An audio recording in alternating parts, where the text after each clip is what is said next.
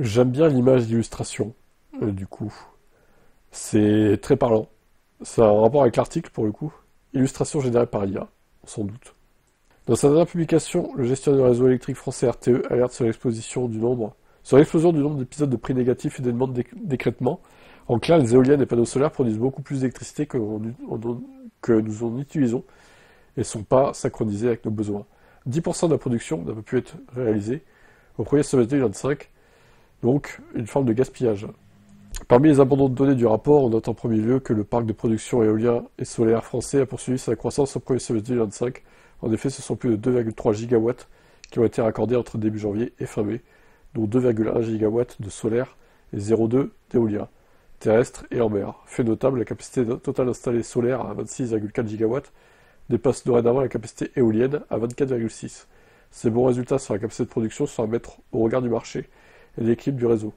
Là où le bas blesse, si RTE note que les prix pour le marché à terme, moyen terme ont tendance à baisser en France, contrairement aux autres pays européens, sauf en Espagne, le gestionnaire du réseau constate une forte hausse de la volatilité du prix spot à court terme. La tendance est systématiquement la suivante. Le prix spot devient de plus en plus élevé lors des pics du matin et du soir, et de plus en plus bas, voire négatif lors du creux de l'après-midi.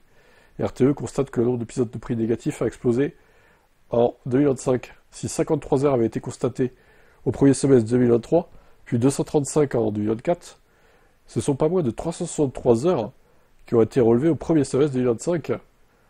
Alors c'est incroyable. Alors en vrai, il faudrait qu'il y ait certaines tranches de l'après-midi où on gagne de l'argent à consommer de l'électricité. Genre un centime symbolique par exemple. Tu vois? Je dis pas il faut gagner 10 centimes non plus quoi.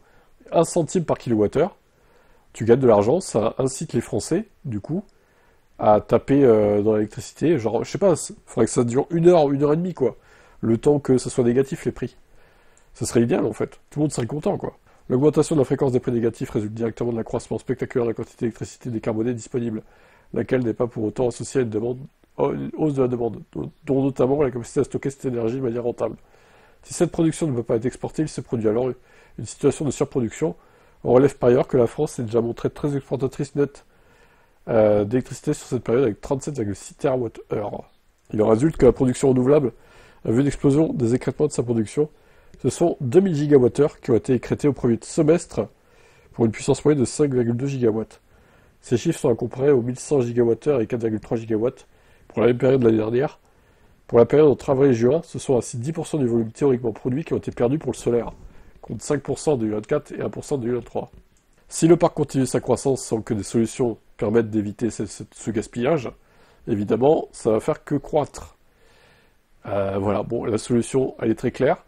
Il faut que certains jours de la semaine, on ait un tarif négatif, et c'est tout, pour les utilisateurs dans les maisons, etc.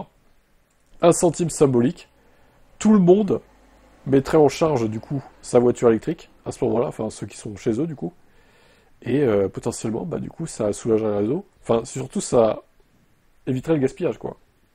Comme ça, tout le monde serait content. Les gens gagneraient un peu d'argent, et bah, le réseau serait soulagé. Enfin, soulagé du gaspillage, soyons clairs. Parce que c'est quand même dommage de perdre 10% de la production solaire.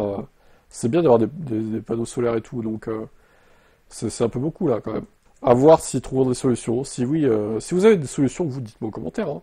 Peut-être qu'il y a mieux comme solution.